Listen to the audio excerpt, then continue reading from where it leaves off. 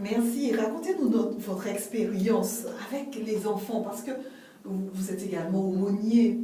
Et souvent, on a du mal à comprendre l'étendue de cette fonction.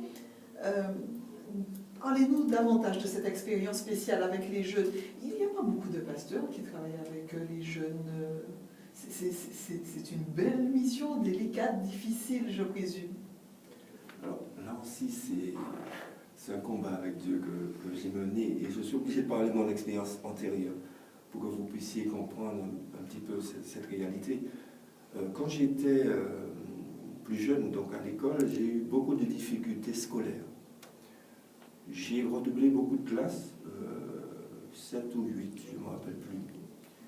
Et je suis arrivé à Rama suite à comment on dit ça, une errance scolaire. Ce n'était pas pour le comportement, mais c'était pour le travail. Pour donner un petit exemple, je suis arrivé à Rama en première S, j'avais 21 ans. En général, on en a beaucoup moins que cela. Et j'ai eu mon bac à 24 ans. Et quand je suis arrivé à Rama, je n'étais pas adventiste, je n'étais pas chrétien, pour comme on dit. Et c'est là que j'ai découvert Dieu. Et par rapport à ce vécu que j'ai eu à l'école, à l'internat notamment, je me retrouve plus d'une dizaine d'années après, je me retrouve aumônier des écoles. Donc, je me retrouve face à ce que j'avais laissé quelques années auparavant. Et il m'a fallu faire face, parce que je ne voulais pas travailler avec les jeunes aussi. Je préférais travailler avec les adultes, les personnes âgées.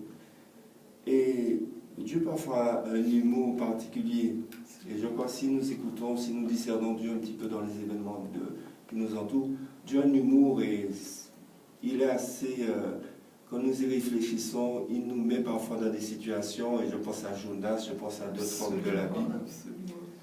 Et j'ai dû faire face à cela. En plus, j'étais enseignant, prof de Bible, quand j'ai commencé en étant aumônier à Kerlis. Et ça a été une révolution, dans le sens que j'ai dû revoir un petit peu le passé pour préparer l'avenir par rapport à cela. Et la fonction d'aumônier, alors peut-être la question, un métier. Alors, l'aumônerie est particulière parce que c'est depuis quelques années, en fait, une vingtaine d'années, qu'on a commencé au niveau de la conférence générale à vraiment s'impliquer, à mettre des formations par rapport à cela. Et maintenant, je crois qu'il y a même un doctorat au niveau de l'aumônerie. Donc c'est ce ministère à part, ce n'est pas le pasteur qui est aumônier, mais c'est un aumônier qui est dans les écoles. Et l'aumônier, c'est un pasteur dans l'école, pour simplifier, c'est ce que je dis aux enfants pour qu'ils comprennent. C'est un pasteur dans l'école, donc il fait les mêmes fonctions de pasteur. C'est-à-dire qu'il y a les études bibliques, il y a les visites. On a parfois l'impression que l'aumônier reste dans l'école, mais il m'arrive assez fréquemment de visiter des parents, de prier avec des parents, des enfants.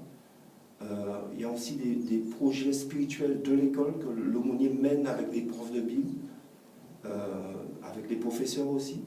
Donc il travaille aussi avec la direction, donc les directeurs, les proviseurs de l'établissement. Donc il faut que le lien soit fluide et que l'action soit efficace. Donc c'est une fonction. Je ne mettrai pas un métier ou une vocation, mais c'est une fonction dans laquelle nous sommes des missionnaires auprès des enfants en particulier. Des missionnaires volontaires. Volontaires, bien sûr, volontaires. Et aussi auprès des adultes, parce qu'il y a les enseignants, il y a les personnels non enseignants aussi, et je crois que nous avons des relations assez proches et assez intéressantes. Donc chacun apporte un petit peu dans cette relation. Et je crois que c'est toute la mission de l'aumônerie. Bien.